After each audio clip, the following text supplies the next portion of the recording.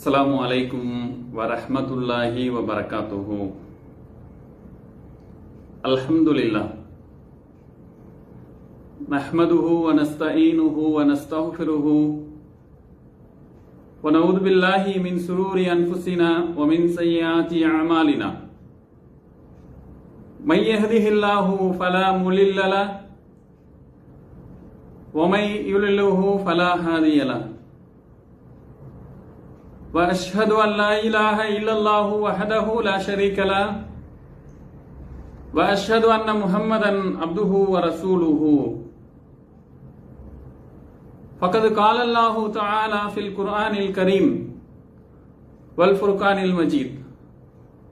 अऊज़ु बिल्लाहि मिनश शैतानिर रजीम।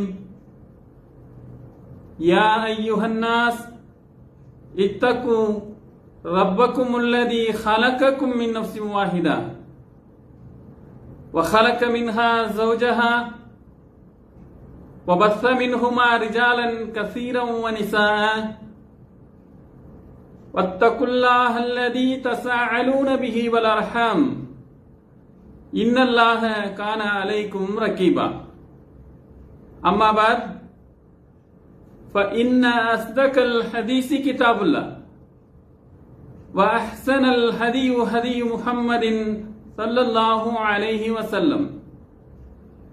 शर्रुल उमूरि मुहदसातुहा व कुल्लु मुहदसतिन बिदअ व कुल्लु बिदअतिन दलाला व कुल्लु दलालतिन फिन्नार। அல்ஹம்துலில்லாஹ். எல்லாம் வல்ல அல்லாஹுவின் நல்லடியார்களே, பேரன்பிற்குரிய சகோதர சகோதரிகளே, இந்த ஆன்லைன் நிகழ்ச்சியின் மூலமாக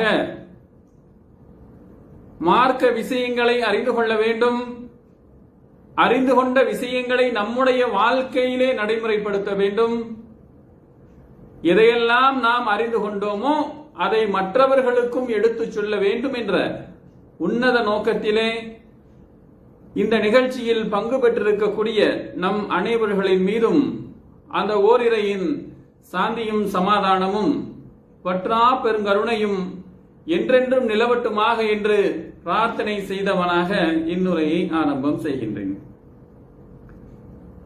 இன்றைய தினம் நம்முடைய இந்த லைவ் நிகழ்ச்சியில நீட் தேர்வின் மூலம் ஏற்படக்கூடிய தற்கொலைக்கான காரணங்கள் என்ன, இந்த அடுக்கடுக்கான தற்கொலைகளுக்கு தீர்வுகள் தான் எதுவும் இருக்கிறதா, இதை குறித்து இஸ்லாம் நமக்கு சொல்லக்கூடிய செய்திகள் என்னென்ன என்ற விஷயங்களைத்தான் இன்றைய தினம் நாம் பார்க்க இருக்கின்றோம். தற்கொலை என்பது எல்லா காலகட்டத்திலையும், அது ஒரு 10வது 15வது நூற்றாண்டுக்கு சென்றாலும் சரி, அங்கேயும் தற்கொலைகள் என்பது நிகழ்ந்தத்தான் இருந்திருக்கின்றன. ஆனால் 21ஆம் நூற்றாண்டுல மாடர்ன் வேர்ல்டு என்று வர்ணிக்கக்கூடிய இந்த காலகட்டத்தில் தற்கொலைகள் எந்த அளவிற்கு பெருகிவிட்டது என்று சொன்னால், WHO என்று சொல்லக்கூடிய வேர்ல்டு ஹெல்த் ஆர்கனைசேஷனுடைய சர்வேவுடைய அடிப்படையில் ஒரு வருடத்திற்கு 8 லட்சம் பேர் என்ன செய்கின்றார்கள், தற்கொலை செய்து கொள்கின்றார்கள். இந்த தற்கொலைகளுடைய பட்டியலை நாம் எடுத்து பார்த்தோம் என்று சொன்னால், அதை 1 லட்சத்தில் இத்தனை நபர்கள் ஒரு வருடத்திற்கு தற்கொலை செய்கின்றார்கள் என்று அதையும் புள்ளி விவரங்கள் என்ன செய்கின்றன, நமக்கு தெரிவிக்கின்றன. உலகத்திலேயே அதிகமாக தற்கொலைகள் நடைபெறக்கூடிய நாடு உடைய பட்டியலை நாம் எடுத்து பார்த்தோம் என்று சொன்னால், அதிகமாக தற்கொலைகள் நடைபெறக்கூடிய நாடு ஆப்பிரிக்காவில் இருக்கக்கூடிய லசோதோ என்று சொல்லக்கூடிய நாட்டில் தான் 1,73,000 நபர்கள் என்ன செய்கின்றார்கள், ஒரு ஆண்டிற்கு தற்கொலை செய்து கொள்கின்றார்கள். அதற்கு அடுத்து இரண்டாவதாக நாம் பார்த்தோம் என்று சொன்னால், தென் அமெரிக்காவில் இருக்கக்கூடிய கயானா என்ற நாட்டில் 40 நபர்கள் என்ன செய்கின்றார்கள், வருடத்திற்கு தற்கொலை செய்து கொள்கின்றார்கள். அதற்கு அடுத்து மூன்றாவதாக நார்த் கொரியா, அதாவது தென் கொரியாவில் 29 நபர்கள் என்ன செய்கின்றார்கள், தற்கொலை செய்து கொள்கின்றார்கள். அதற்கு அடுத்த உள்ள நாடு என்று பார்த்தோம் என்று சொன்னால் ரஷ்யாவாக இருக்கு, 25 பேர். அதற்கு அடுத்து சவுத் ஆப்பிரிக்கா இருக்கா இல்லையா, தென்னாப்பிரிக்காவில் 25 நபர்கள் என்ன செய்கின்றார்கள், ஒரு வருடத்துல 1,00,000 மக்கள் இருக்கின்றார்கள் என்றால் அதுல 25 பேர் என்ன செய்கின்றார்கள், ரஷ்யாவில் தற்கொலை செய்து கொள்கின்றார்கள். சவுத் ஆப்பிரிக்கால 23 நபர்கள் தற்கொலை செய்து கொள்கின்றார்கள். இப்படி உலக அடிப்படையில நாம் புள்ளி விவரங்களை பார்த்தோம் என்று சொன்னால் இப்படிப்பட்ட அதிர்ச்சிகரமான தகவல்களை நமக்கு தருகின்றன. அதே நேரத்தில் நாம் இந்திய அளவில் எடுத்து வைத்து பார்த்தோம் என்றால் இந்தியாவில் ஒரு வருடத்திற்கு தற்கொலைகளுடைய விகிதாச்சார அடிப்படையில் அதிகமான தற்கொலைகள் எந்த மாநிலத்தில் நடைபெறுது என்று சொன்னால் மகாராஷ்டிராவில் இருக்கக்கூடிய மாநிலத்தில் தான் 14 பேர்கள் என்ன செய்கின்றார்கள். ஒரு வருடத்துல 1,00,000 நபர்கள் 10 லட்சம் பேர் இருந்தா என்ன செய்யணும், நாம 10ஆல பெருக்கிக்கணும், 140 பேர். இப்ப 20 லட்சம் இருந்தாங்கன்னா 280 பேர். அப்படி மக்கள் தொகை அடிப்படையில 1,00,000த்துல ஒரு வருடத்திற்கு மகாராஷ்டிராவில் மட்டும் 14 பேர்கள் என்ன செய்கின்றார்கள், தற்கொலை செய்து கொள்கின்றார்கள். அதே போன்று அடுத்ததாக வரக்கூடிய புள்ளி விவரம் பார்த்தோம் என்று சொன்னால் சில புள்ளி விவரங்கள்ல கேரளாவும் என்று இருக்கிறது, சில புள்ளி விவரங்கள்ல தமிழ்நாடும் இருக்கிறது. அது எத்தனை பேரு, 10 நபர்கள் ஒரு வருடத்திற்கு தோராயமாக தற்கொலை செய்து கொள்கின்றார்கள். தோராயமாக. இதுவெல்லாம் வெளியில் வந்த அரசாங்கத்தில் உறுதிப்படுத்தப்பட்ட தகவல்கள். பல நம்ம ஊர்ல கூட என்ன செஞ்சிருக்கலாம், நாம ஒரு மாவட்டத்தில் கூட 10 பேர் 20 பேர் இருக்கலாம். ஆனால் அந்த WHO என்று சொல்லக்கூடிய உலக சுகாதார நிறுவனத்தால் பதிவு செய்யப்பட்ட புள்ளி விவரங்கள். நம்ம ஊர்ல இருக்கக்கூடிய ஒரு இந்திய அளவுல உள்ள ரெக்கார்டு எடுத்து பார்த்தோம்னா இந்த 14 என்பது 10 என்பது என்ன செய்யலாம், 100 கூட இருக்கலாம். நம்முடைய மாவட்ட ரெக்கார்டு எடுத்து பார்த்தோம் சொன்னா 200 கூட இருக்கலாம். ஏனென்றால் இந்த புள்ளி விவரங்கள் எல்லாம் ஏன் மாறுதல் அடைகிறது என்று சொன்னால் எந்த தகவல்களை அதற்குரிய இடங்களில் கொண்டு போய் பதிவு செய்கின்றார்களோ அந்த அடிப்படையில் தான் என்ன செய்யுது, இந்த புள்ளி விவரங்கள்லாம் நமக்கு என்ன செய்யுது சொல்லுவதை நாம் பார்க்கின்றோம். அதே போன்று 2019 2020க்கும் இடையில தற்கொலைகளுடைய சதவீதங்கள்ல ஆண்கள் எத்தனை பேர், பெண்கள் எத்தனை பேர் என்று பார்த்தோம் என்றால் 14% ஆண்களும் 11% பெண்களும் என்ன செய்திருக்கின்றார்கள், தற்கொலையில அதிகமாக ஈடுபட்டிருக்கின்றார்கள் என்பதை என்ன செய்யணும், நாம இந்த புள்ளி விவரங்களை எல்லாம் நாம் தோராயமாகத்தான் என்ன செய்கின்றோம், பதிவு செய்கின்றோம். ஒரே ஒரு உயிர் கூட போகட்டுமே, இந்த உலகத்துல அநியாயமாக ஒரே ஒரு உயிர் போகிறது என்று சொன்னால் அதற்காகவும் ஒரு மனிதன், ஒரு சமூகம் அக்கறை கொள்ளக்கூடிய சமூகமாக, பொறுப்புணர்வோடு செயல்படக்கூடிய சமூகமாக இருந்தால்தான் அந்த சமூகத்துல மாற்றம் ஏற்படும். எவனா எக்கேடு கட்டு போனா எனக்கு என்ன, யார செத்து போறான், யார தற்கொலை செய்து போறான், அவனுடைய திமிரு, அவன் தற்கொலை செஞ்சுட்டு போறான் என்று நாம் என்ன செஞ்சிடக்கூடாது. சமூக பொறுப்புள்ள எந்த ஒரு ஆணும் எந்த ஒரு பெண்ணும் இப்படிப்பட்ட சிந்தனையோடு என்ன செஞ்சிடக்கூடாது, இந்த சமூகத்துல ஒருபோதும் இருக்கக்கூடாது. சுயநலவாதி தான் என்ன செய்வான், இப்படி சிந்திப்பான், எவன செத்து போறான், எவன தற்கொலை பண்ணிட்டு போறான், நமக்கு என்ன என்று சிந்திப்பான். ஆனால் ஒரு சமூக மாற்றம் வர வேண்டும் என்று சொன்னால் ஒவ்வொரு குடும்பத்தில் உள்ள ஆணும் ஒவ்வொரு குடும்பத்தில் உள்ள பெண்ணும் இதை குறித்து சிந்திக்க வேண்டும். இதற்கான சமூக மாற்றம் ஏற்படுவதற்கு என்னென்ன காரணங்கள் எல்லாம் இருக்கின்றன, அதற்கு நாம் எந்த விதத்தில் எல்லாம் உறுதுணையாக ஆதரவாக இருக்க முடியும், இந்த தற்கொலையிலிருந்து மனிதர்களை வெளியே கொண்டு வருவதற்கு நாம் என்னென்ன முயற்சிகளை எல்லாம் செய்யலாம் என்பதைத்தான் ஒவ்வொரு சமூகத்தில் இருக்கக்கூடிய ஆணும் பெண்ணும் சிந்திக்க கடமைப்பட்டிருக்கின்றார்கள். ஆக இதுவரை நாம் சொன்னதெல்லாம் பொதுவாக தற்கொலை சம்பந்தமான அந்த புள்ளி விவரங்கள். அதே நேரத்தில் நம்முடைய இன்றைய தலைப்பான இந்த நீட் என்று சொல்லக்கூடிய எக்ஸாம் இருக்குதா இல்லையா, ஒவ்வொரு வருடமும் இந்த நீட் என்ற எக்ஸாம் மத்திய அரசு, அதாவது ஒன்றிய அரசு இருக்குதா இல்லையா, அந்த இந்திய அரசாங்கத்தால் உருவாக்கப்பட்டிருக்கக்கூடிய அந்த மருத்துவ மெடிக்கல் கவுன்சில் மூலமாக பல்வேறு தேர்வுகள் என்ன செய்து அந்தந்த மாநிலங்கள்ல நடைபெற்று கொண்டிருந்தன. ஆனால் எல்லாத்துக்கும் என்ன ஒரு பொதுவான தேர்வை நாங்கள் கொண்டு வர போகின்றோம் என்று நீட் என்ற எக்ஸாம 2016 நவம்பர் மாதம் முதல் நாங்கள் கட்டாயமாக என்ன செய்ய போகின்றோம், தமிழ்நாட்டில் அமுல்படுத்த போகின்றோம் என்ற ஒரு சட்டத்தை என்றைக்கு கொண்டு வந்தார்களோ அதிலிருந்து தொடர்ச்சியான பல தற்கொலைகள் இந்த நீட்டின் காரணமாகவே ஏற்படுகின்றன. தற்கொலைகள் ஏனெல்லாம் ஏற்படுகிறது, அதற்கான காரணங்கள் என்னவெல்லாம் என்பதை நாம் பார்க்க போகின்றோம். ஆனால் நன்கு படிச்ச, படிப்புல தேறிய வகுப்புல முதல் மாணவனாக, ஏன் மாநிலத்தில் கூட முதல் மாணவர்களாக 198-99% பள்ளி படிப்புல தன்னுடைய மதிப்பெண்களை பதிவு செய்த மாணவர்கள் தான் அதிகம் இந்த தற்கொலையில ஈடுபடுகின்றார்கள். ஏதோ ஃபெயிலா போயிட்டா, ஏதோ படிப்பே அவனுக்கு ஏறாதுன்னு ஆசிரியர் தண்ணி தெளிச்சு விட்டுருப்பாங்களா இல்லையா, அந்த மாப்பிள்ளை பெஞ்சின்னு கடைசி பெஞ்சில உட்கார்ந்து இருப்பாங்களா இல்லையா, அந்த மாணவர்கள் இந்த நீட்டினால் தற்கொலை செய்து கொள்ளவில்லை. தங்களுடைய பள்ளி படிப்புல தங்களுடைய ஸ்கூல்ல பல பதக்கங்களை வாங்கிய மாணவர்கள் இந்த நீட் என்ற எக்ஸாமை எதிர்கொள்ள முடியாமல், இல்லை எதிர்கொண்டு விட்டு அதுல வெற்றி பெற முடியாது என்ற ஒரு சூழ்நிலை வரும்போது தற்கொலை செய்யக்கூடிய மாணவர்களுடைய வரிசை ஒவ்வொரு ஆண்டும் அதிகரிச்சுட்டு போறதை நம்ம பார்க்கிறோம்.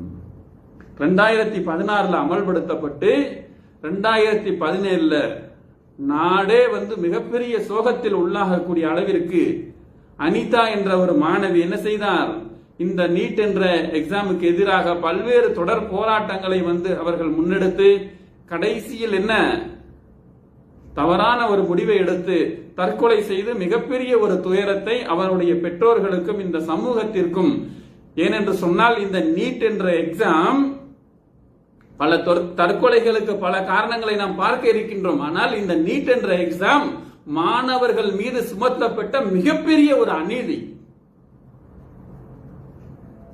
அந்த அநீதிக்கு எதிராக அவர்கள் என்னவெல்லாம் செய்ய வேண்டும் என்ற தீர்வையும் நாம் பார்க்க போகின்றோம். ஆனால் இந்த சமூகத்தில் இந்த அரசாங்கத்தால் மாணவர்கள் மீது சுமத்தப்பட்ட மிகப்பெரிய ஒரு கொடூரமான அநீதியான ஒரு விஷயம்தான் நீட் என்ற எக்ஸாம். ஏனென்றால் இந்த நீட் எக்ஸாம் ஏன் இவர்களை பாதிக்கின்றன, இவர்கள் வருடம் முழுவதும், அதாவது தன்னுடைய ஆரம்ப பள்ளி முதல் மேல்நிலை பள்ளி வரை இவர்கள் படித்து வந்த பாடத்திட்டத்திலிருந்து கேட்கக்கூடிய கேள்விகள் மிக மிக குறைவு.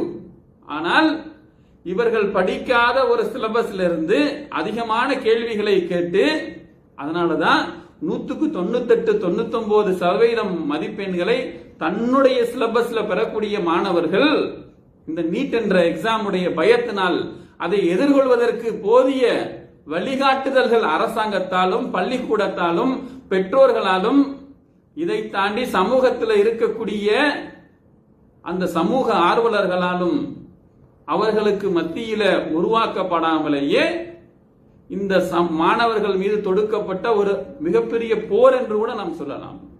ஏன் இதை மாணவர்களுடைய திறமையை மெருகேற்ற வேண்டும் என்று வெளிப்புறமாக மக்களுக்கு மத்தியில் அறிவிப்பு செய்யப்பட்டாலும் உண்மையிலேயே அவர்களுடைய எண்ணம் மாணவர்களுடைய அந்த கல்வி திறனை, அவர்களுடைய தனித்திறனை வெளிப்படுத்த வேண்டும், உலக அளவில் நம்முடைய மாணவர்கள் கைதேர்ந்தவர்களாக உருவாக வேண்டும் என்ற நிலைக்கு தான் நாங்கள் இந்த தேர்வை கொண்டு வந்திருக்கின்றோம் என்று சொன்னால், அதற்கான வழிகாட்டுதலை என்ன செய்ய வேண்டும்? நம்ம ஸ்கூல்ல படிக்கும் போது கூட என்ன செய்வாங்க, வருஷம் வருஷம் புக்ல மாத்திடுவாங்களா? என்ன செய்வாங்க, ஒரு 5 வருஷம் இல்ல ஒரு 7 வருஷம் கழிச்சுதான் என்ன செய்யும், ஒரு பாடத்திட்டம், அதாவது 5வது படிக்கக்கூடிய மாணவன் 6வதுக்கு போறான் என்று சொன்னால் அந்த 6வதுல ஏற்கனவே இருந்த அந்த பாடத்தை மாற்றுவதற்கு 5-6 வருடங்கள் என்ன செய்வார்கள், அதற்கான திட்டங்களை தீட்டி அதற்காக முதலாவதாக ஆசிரியர்களை உருவாக்க வேண்டும். அந்த ஆசிரியர்களே இதற்கு தகுதியான, இந்த நீட் தேர்விற்கு அந்த சிலபஸை சொல்லித்தரக்கூடிய அளவிற்கு தகுதியான ஆசிரியர்கள் இல்லாத சூழ்நிலை இருக்கும் போது அவர்கள் கீழ் படிக்கக்கூடிய மாணவர்கள் எப்படி இந்த எக்ஸாமை எதிர்கொள்வதற்கு தயாராக இருப்பார்கள்? சாதாரணமாகவே நம்முடைய அந்த ஸ்டேட் போர்டு என்று சொல்லக்கூடிய மாநில கல்வி அடிப்படையில் செயல்படக்கூடிய பள்ளிகளில ஒரு 8வது அந்த எலிமெண்டரி ஸ்கூல் என்று சொல்லுவாங்களா, இல்ல அந்த 8வது வரையும் அந்த ஆசிரியர்கள் ஓரளவு பயிற்சி பெற்றவர்களாக இருப்பார்கள். ஏன், அவர்கள் அன்றைக்கு ஒரு பிஎட் முடிச்சிட்டு அவர்களுக்கு தெரிந்த அளவு அந்த எக்ஸ்போசர் இருக்கும். அந்த அளவிற்கு மாணவர்களுக்கு மத்தியில புரிய வைத்து அவர்களை நல்ல ஒரு கல்வியாளர்களாக, அவர்களை கைதேர்ந்தவர்களாக இந்த சிலபஸ் ரீதியாக உருவாக்குவதற்கு அவர்கள் திறமை இருக்கும்.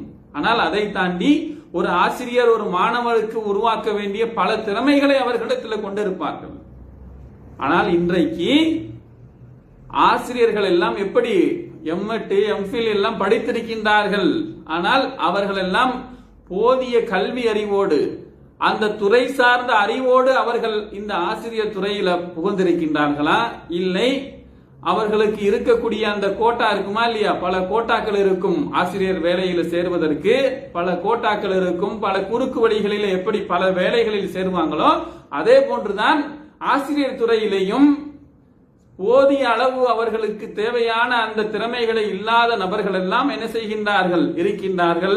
இல்லை என்று சொன்னால் தலைகீழாக திறமை இருக்கக்கூடிய ஆசிரியர்களுக்கு வேலை வாய்ப்பை கொடுக்காமல் எவனிடத்துல போதிய பொருளாதாரம் இருக்கோ, எவன் அதிகமாக லஞ்சங்கள் கொடுப்பானோ, எவன் அதிகமாக என்ன அண்டர் த டேபிள் கொடுத்து ஆசிரியர் வேலைக்கு வருவதற்கு தயாராக இருக்கிறானோ அவனுக்கு முன்னுரிமை கொடுக்கக்கூடிய சமூகத்துல திறமை வாய்ந்த பல ஆசிரியர்கள் புறக்கணிக்கப்பட்டு எந்த அளவிற்கு ஒப்பீடுகள், காலேஜ் ப்ரொஃபஸராக இருப்பார்கள், அவர்களுக்கு படிப்பு இருக்கும், பின்னாடி பட்டங்கள் இருக்கும், எம்ஃபில் எம்எட் என்று பல ஆய்வு படிப்புகளை படித்திருப்பார்கள். ஆனால்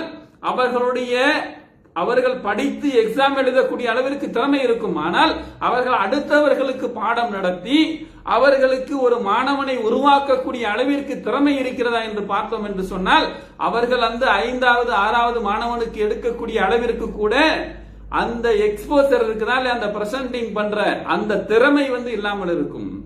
அதே நேரத்தில் தலைகீழாக நன்று திறமை வாய்ந்த மக்கள் டிகிரி படிச்சிருப்பாங்க, அதற்கு தகுதி தேர்விற்கான எல்லா விஷயங்களும் இருக்கும். ஆனால் அவர்கள் என்ன செய்வாங்க, வேலை கிடைக்காமல் 100 நாள் வேலை திட்டத்தின் கீழே தற்காலிக பணியாளர்களாக, சத்துணவு ஊழியர்களாக எத்தனை தகுதி வாய்ந்த ஆசிரியர்கள் எல்லாம் பணிபட்டு இருக்கிறாங்க. 5வது 7வதோடு அவர்களை தாண்ட முடியாது. ஏன், அவர்களிடத்துல கொடுக்கக்கூடியதற்கு படிக்கும் அளவிற்கு செலவழிக்கக்கூடிய தொகை அவரிடத்தில் இருந்திருக்கும்.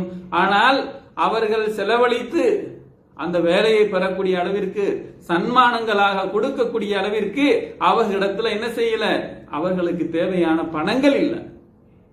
இதுதான் இந்த நீட் எக்ஸாம் சம்பந்தமாக மிக பரிதாபகரமான போர் என்று நாம் ஏன் சொல்கின்றோம். ஒரு சிலபஸை உருவாக்குகின்றார்கள் என்றால் அந்த சிலபஸை உருவாக்குவர்கள் முதல்ல கைதேர்ந்தவர்களாக இருக்கணும்.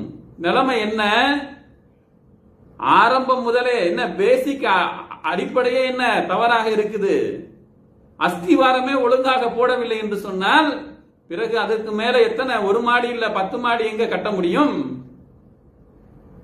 அந்த பாடநூல் திட்டங்களிலே அந்த சிலபஸை தயாரிக்கக்கூடியவர்கள் கூட தகுதி வாய்ந்தவர்களாக இல்லாமல் அங்க இருக்கக்கூடியவர்களெல்லாம் இனவாதிகளாக தங்களுடைய இனம் சார்ந்த கொள்கைகளை, இனம் சார்ந்த வரலாறுகளை புகுத்த வேண்டும் என்பதற்காகத்தான் முழுக்க என்ன செய்திருக்கின்றார்கள், லஞ்சங்களாக கொடுத்து, இல்ல தன்னை சார்ந்தவன் என்பதற்காக அங்கு கொண்டு போய் வச்சா தன்னை பற்றி ஒரு வரலாறு, தன்னை பற்றி ஒரு பயோகிராபி அங்கே புகுத்தி வரலாற்றிலே மாற்றங்களை உருவாக்கி இந்திய சுதந்திர வரலாற்றிலே எப்படி இருட்டடிப்பு செய்தார்களோ அப்படித்தான் இந்த கல்வியிலும் அவர்கள் மிகப்பெரிய இருட்டடிப்பை செய்து மாணவர்களுக்கு மிகப்பெரிய ஒரு துரோகத்தை இழைக்கின்றார்கள்.